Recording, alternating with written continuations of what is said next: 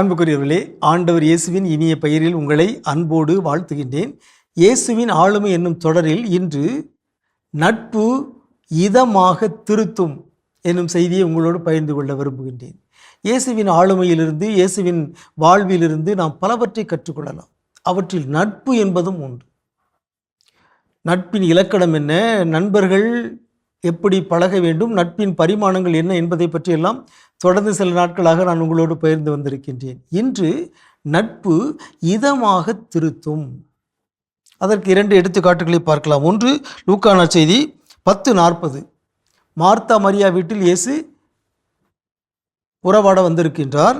அப்போது மார்த்தா பற்பல பணிகள் புரிவதில் பரபரப்பாகி இயேசுவிடம் வந்து, ஆண்டவரே, நான் பணிவிடை செய்ய என் சகோதரி என்னை தனியே விட்டுவிட்டாளே, உமக்கு கவலை இல்லையா? எனக்கு உதவி புரிய அவளிடம் சொல்லும் என்றார். மார்த்தா முறையீடு செய்கிறார். இயேசுவோ அவரை இதமாக திருத்துகிறார். மார்த்தா, மார்த்தா, நீ பலவற்றை பற்றி கவலைப்பட்டு கலங்குகிறாய். ஆனால் தேவையானது ஒன்றே. மரியா நல்ல பங்கை தேர்ந்தெடுத்து கொண்டாள், அது அவளிடமிருந்து எடுக்கப்படாது என்று இதமாக மென்மையாக மார்த்தாவை இயேசு திருத்துகிறார். மார்க் நற்செய்தி 10:21 இன்னொரு செய்தியை பார்க்கின்றோம். இயேசுவை பின்பற்ற விரும்பிய செல்வர். அவர் இயேசுவிடம் வந்து, நான் நிலைவாழ்வு பெற என்ன செய்ய வேண்டும் என்று கேட்கிறார். இயேசு அதற்கு பதில் கொடுக்கிறார். அப்போது அந்த இளைஞர், நான் சிறுவயது முதல் இந்த கட்டளைகளெல்லாம் பின்பற்றி வந்திருக்கிறேன் என்று சொல்கிறார். அப்பொழுது மிக அருமையாக பதிவு செய்யப்பட்டிருக்கிறது. மார்க் 10:21, இயேசு அன்பொழுக அவரை கூர்ந்து நோக்கி, உமக்கு இன்னும் ஒன்று குறைபடுகிறது என்று சொல்கிறார். ஆகவே அன்பொழுக கூர்ந்து நோக்கி குறையை சுட்டி காட்டுகிறார் இயேசு. இதுவே உறவின் சிறந்த அடையாளம், நட்பின் சிறந்த அடையாளம். ஒரு குறையை சுட்டி காட்டுகின்ற பொழுது அன்பொழுக சுட்டி காட்ட வேண்டும், இதமாக மென்மையாக திருத்த வேண்டும்.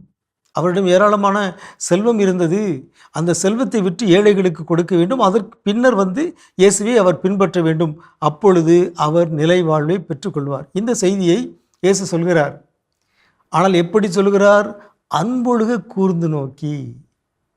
அந்த பார்வை, அந்த பரிவு, அந்த கண்கள், அந்த புன்னகை, அந்த குறைபாட்டை சுட்டி காட்டுகின்ற பொழுது அது பெரிய குறையாக அந்த இளைஞருக்கு தெரிந்திருக்காது. நம்முடைய வாழ்விலும் அப்படித்தான். நமக்கு மிக நெருக்கமானவர்கள், நம்முடைய நண்பர்கள், நம்முடைய உறவுகள், அவர்களுடைய குறையை நாம் சுட்டி காட்டுகின்ற பொழுது அன்பொழுக, புன்னகையோடு, மென்மையாக, இதமாக, அவர்களை புண்படுத்தாமல் நாம் குறைகளை சுட்டி காட்ட வேண்டும். இது சிறந்த நட்பின் அடையாளம். இயேசுவினுடைய வாழ்வில் நாம் கற்றுக்கொள்கிற ஒரு பாடம், நட்பு இதமாக திருத்தும். உங்களுக்கு அமைதி உரித்தாகுக.